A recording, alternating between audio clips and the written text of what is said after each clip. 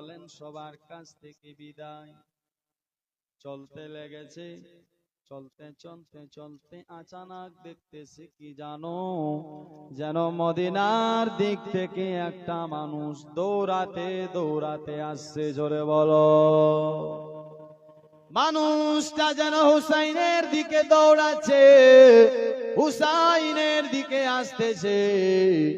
হুসাইন লোকটাকে দেখে দাঁড়িয়ে গেল। লোকটা দৌড়াতে দৌড়াতে হুসাইনের সামনে এসে দাঁড়িয়ে গেল। এসে বলেছিলেন, আপনার আসসালামু আলাইকুম ইয়া হুসাইন। হুসাইনকে সালাম জানালেন, হুজুর আপনার কাছে এসেছি। বলছে, ভাই রে, তোমার বাড়ি কোথায়? তুমি কোথায় থেকে এত দ্রুত গতিতে এসেছো, একবার বলে যাই। লোকটা বলেছিলেন, হুজুর আমি আপনার কাছে একটা খবর নিয়ে এসেছি। খবর? কি খবর নিয়ে এসেছো একবার বলো। বলেছেন, আকা আপনি বলেন তো, আপনার মদিনাতে এমন কি কেউ রেখে এসেছেন?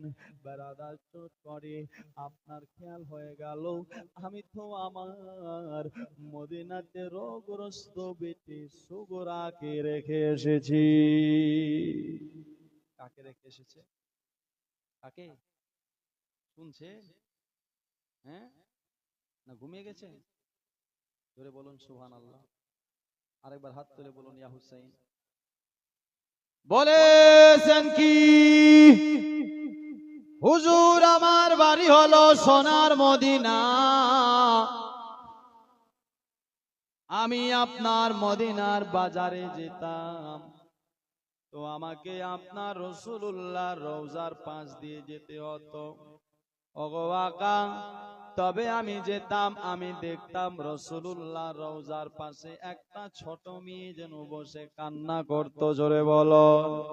আমি মেয়েটাকে দেখতাম, মানুষ আসতো, এসে আপনার মেয়েটাকে জিজ্ঞেস করত, মেয়েটাকে জিজ্ঞেস করে আবার চলে যেত।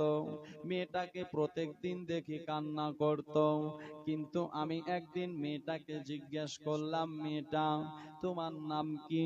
তোমার কে আব্বা হারিয়ে গেছে, না তোমার মা তোমাকে তাড়িয়ে দিয়েছে? তুমি প্রত্যেকদিন রওজা রাসূলুল্লাহর পাশে এসে কাঁদো কেন, একবার বলো।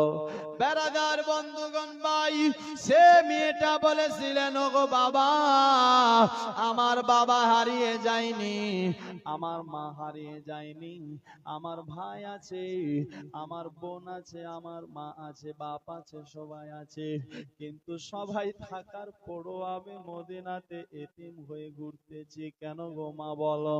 তুমি কার বেটি, তোমার বাবার নাম কি একবার বলো।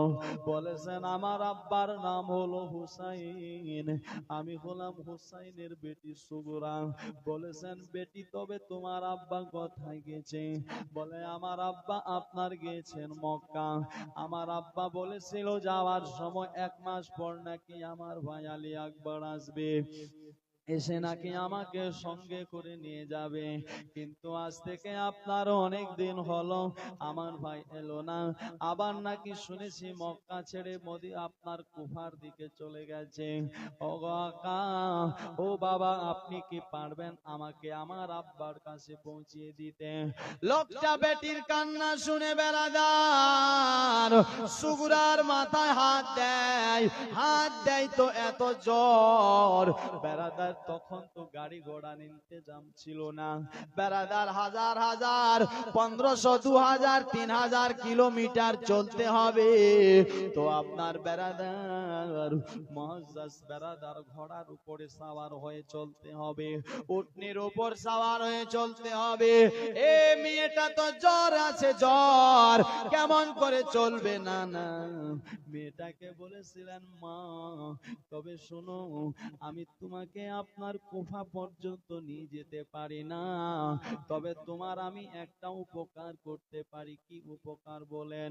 বেরাদার বলেছেন, বাবা আমি তোমার কাসিদ সেজে, তোমার যদি কিছু বলার আছে বলতে পারো, আমি তোমার কাসিদ সেজে তোমার খবরটা তোমার আব্বার কাছে পৌঁছিয়ে দেব। জোরে বলো। আমি তোমার আব্বার কাছে পৌঁছিয়ে দেব। বাবাজি বন্ধুগণ ভাই মারা যান, আপনার